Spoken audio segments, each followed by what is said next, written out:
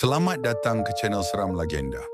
Sebelum saya mulakan cerita, jangan lupa subscribe dan onkan notification supaya korang tak terlepas video yang seterusnya. Kisah seram patung Annabelle. Pada tahun 1970-an, di sebuah apartmen kecil di Connecticut, dua pelajar jururawat bernama Donna dan Angie tinggal bersama. Hidup mereka berjalan seperti biasa, penuh dengan jadual hospital yang sibuk, kerja shift malam dan ulang-alik ke kelas. Sebagai hadiah hari jadi, Ibu Donna membelikan sebuah patung kain, Raggedy Ann, bersaiz besar, hampir setinggi kanak-kanak kecil. Pada mulanya, patung itu hanya hiasan comel yang diletakkan di atas katil, sama sekali tidak menimbulkan rasa pelik. Namun, tidak lama kemudian, hal-hal aneh mula berlaku. Setiap kali mereka pulang dari kerja, posisi patung itu sering berubah.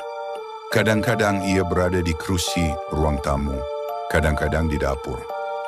Pada mulanya mereka beranggapan mungkin mereka sendiri yang alihkan dan terlupa. Tetapi lama-kelamaan, perubahan kedudukan itu semakin jelas.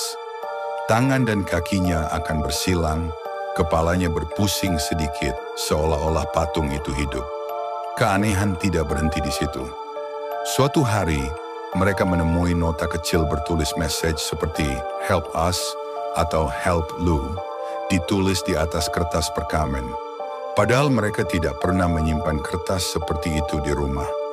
Tulisan tersebut seperti tulisan kanak-kanak, tidak kemas, dan menambah misteri yang menakutkan.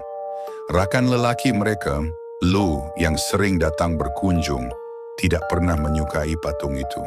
Katanya setiap kali dia menatap mata butang patung tersebut, dia terasa seperti sedang diperhatikan. Lou memberi amaran berkali-kali supaya patung itu dibuang. Namun Donna dan Angie berasa sayang kerana ia hadiah daripada keluarga. Malam itu, Lou bermimpi sesuatu yang menakutkan. Dalam mimpinya, dia terbangun di dalam bilik Donna. Patung Annabelle duduk di hujung katil, kemudian perlahan-lahan merangkak naik ke atas tubuhnya. Lou cuba menjerit tetapi tidak mampu bergerak, seolah-olah tubuhnya lumpuh. Patung itu kemudian menekan dadanya, tangannya menjerut leher Lou. Dia terbangun dalam keadaan berpeluh, dada berdebar hebat. Beberapa hari kemudian, ketika Lou sedang tidur di sofa apartemen, dia merasakan sesuatu bergerak di kakinya. Tiba-tiba dia terbangun dan melihat Annabelle berada di hujung sofa. Tiba-tiba, seolah-olah ada tangan gaib menyerangnya. Dia merasakan cakaran panas di dada. Bila diperiksa, terdapat 7 kesan calar panjang di badannya. Seolah-olah dicakar sesuatu yang tidak kelihatan. Keadaan itu membuat Donna dan Angie ketakutan. Mereka akhirnya memanggil seorang paderi tempatan yang kemudian merujuk kes itu kepada pasangan penyiasat paranormal terkenal, Ed dan Lorraine Warren. Warren segera menyimpulkan bahawa patung itu bukan dirasuk oleh roh kanak-kanak, seperti yang disangka Donna. Menurut mereka, roh kanak-kanak tidak mungkin masuk ke dalam objek.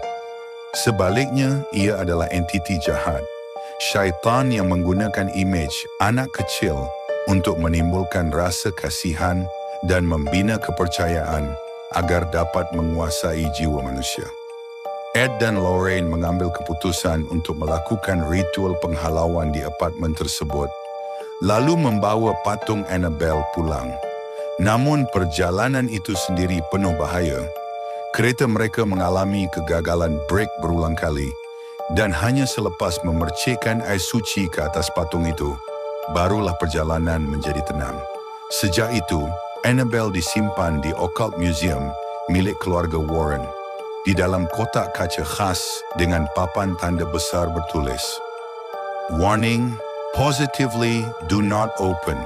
Hingga hari ini, ramai yang percaya Annabelle masih membawa tenaga gelapnya. Ada kisah pengunjung yang mengetuk kotaknya secara main-main, kemudian terlibat dalam kemalangan maut selepas keluar dari museum. Lorraine Warren sendiri pernah menegaskan bahawa Annabelle bukan sekadar patung, tetapi pintu masuk kepada sesuatu yang jauh lebih berbahaya. Dan kisah ini terus hidup hingga kini, bukan sahaja dalam filem, tetapi dalam bisikan legenda seram dunia sebenar. bahawa kadangkala sesuatu yang kelihatan tidak berbahaya seperti patung kain mungkin menyimpan roh yang ingin mencederakan kita. Kalau korang suka dengan kisah seram seperti ini, jangan lupa tekan like, share dan komen untuk idea kisah seram seterusnya.